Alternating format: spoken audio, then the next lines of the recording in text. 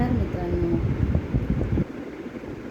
10वीची तयारी करायची आहे की नाही? सुट्ट्या तर लागल्या आपल्याला, पण या सुट्ट्यांचाच उपयोग आपल्याला 10वीच्या तयारीसाठी करायचा आहे.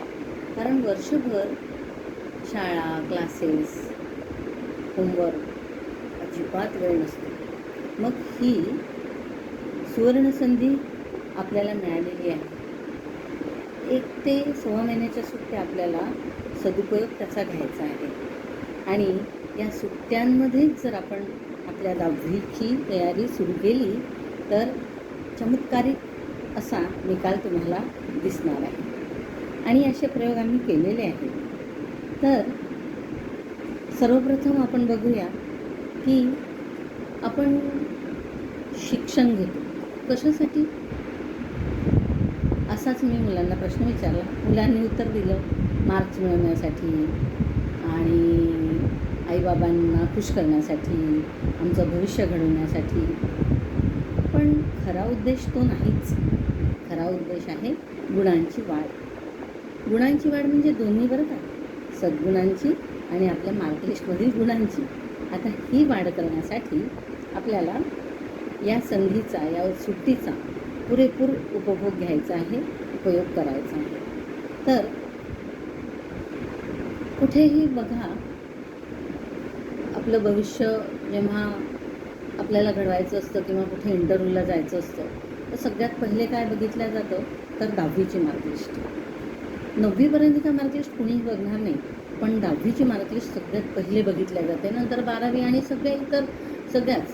पण यासाठीच आपल्याला 10वीची तयारी परिश्रमपूर्वक करायला नको का? तर आता खूप ताण घ्यायचा, मी 10वीत आहे कसं होईल, माझ्याच्याने होणार नाही वगैरे असे कुठलेही विचार न करता मी सगळं करू शकणार, 90% वरती मला नक्कीच गुण मिळणार, हा जर संकल्प तुम्ही केला तर नक्कीच सिद्धीला जाईल. तर आता संकल्प सिद्धीला कसा जातो तर जर आपण विचार केला तर तो विचार फलद्रूप होत असतो. आणि मी अभ्यास करणार, अथक अभ्यास करणार, न कंटाळता न थकता अभ्यास करणार, हा निर्णय तुमचा तुम्हालाच घ्यायचा आहे. आत्तापर्यंत 9वीपर्यंत बघा की प्रथम सत्रात अर्धा अभ्यास, द्वितीय सत्रात अर्धा अभ्यास. पण आता तसं नाही आहे बरं का. पूर्ण पाठ्यपुस्तकावर आपली ही SSC बोर्डची परीक्षा होणार आहे. तुम्हाला माहिती आहे, ही मला सांगायची गरजच नाही. तर आत्तापर्यंत शाळेमध्ये काही वर्ग घेतले असेल, लवकर परीक्षा घेतल्या असेल, तर तो अभ्यास तरी आपला पूर्ण आपण करून ठेवू शकतो. आणि काही गोष्टी अशा आहेत की त्या आपण त्याची पूर्वतयारी करू शकतो. 9वीपर्यंत त्याची पूर्वतयारी झालेली आहे, ती आपण परत जास्ती करू शकतो. तर आपल्याला काय करायचं आहे नेमकं तर आपल्या वेळेचं नियोजन करायचं आहे. नियोजन अगदी आपण शाळेत जातो ना तसंच.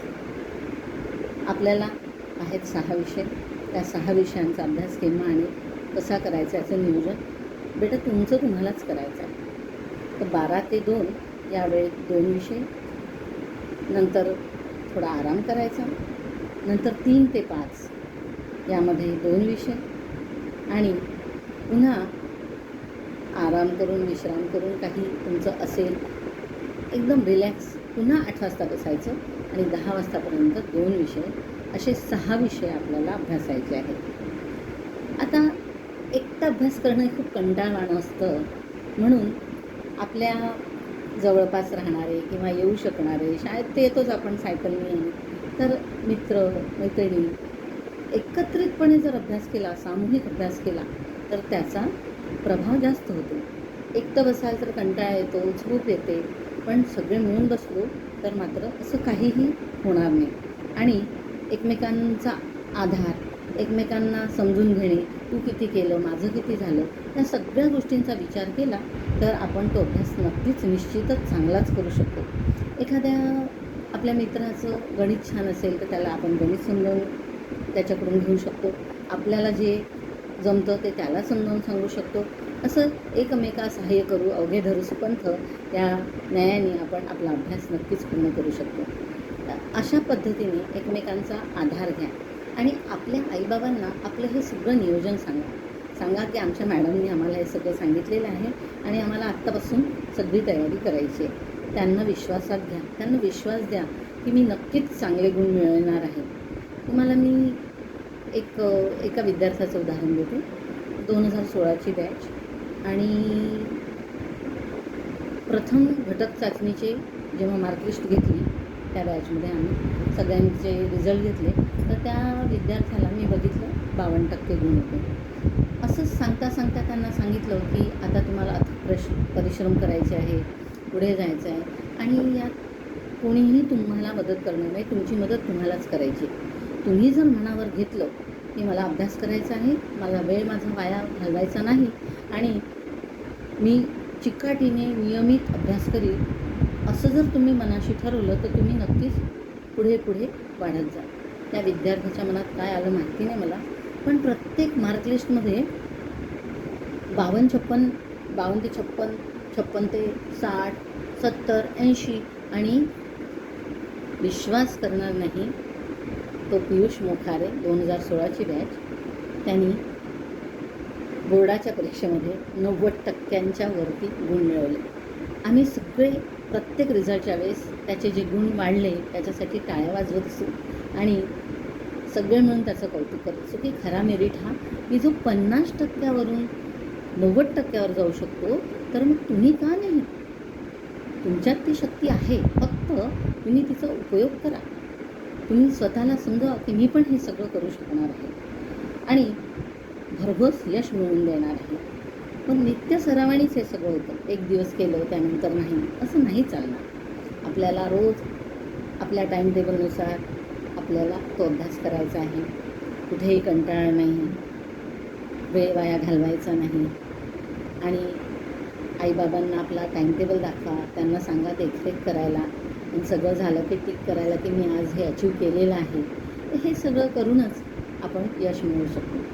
तर मित्रांनो, 3 गोष्टी लक्षात ठेवा. जिद्दीशिवाय काहीही होणार नाही. जिद्द की मी 90%च्या वरती गुण मिळविणारच आणि ते मिळवण्यासाठी चिकाटी हवी. तर ती चिकाटी आपल्यात हवी की आपण एकही दिवस वेळ वाया न घालवता, आत्तापर्यंत 9वीपर्यंत तर आपण वेळ वाया घालवला, आपल्याला त्याचा काही फरक पडला नाही, पण आता 1 वर्ष आणि पुढेही नाही, आपल्याला चिकाटीने अभ्यास करायचा आहे आणि स्वयंशिस्त, स्वतः शिस्त लावायची आहे स्वतःला. कोणी म्हणणार नाही आई बाबा येऊन की अरे चल रे बाबा उठ, हे अभ्यासाला बस, काहीच गरज नाही. त्यांना आश्वस्त करा. त्यांना टेन्शन येतं की आई बिलकुल बाबा काळजी करू नका, मला म्हणायची गरज पडणार नाही, तुम्ही बघाच, मी नियमित अभ्यास करीन आणि मी यश मिळवून दाखवीन. आत्तापासून जर आपण हे केलं, उन्हाळ्याच्या सुट्ट्यांचा भरघोस उपयोग जर आपण घेतला तरच हे शक्य आहे मित्रांनो. आणि वर्षभरही वर्ग, शाळा सगळं सांभाळून आपल्याला जमेल तसा वेळ न वाया घालवता अभ्यास करायचा आहे. आपल्या खाण्यापिण्यावर, आपल्या आनंदावरही लक्ष द्यायचं आहे. आपण आनंदी राहूनच हे सगळं करायचं आहे.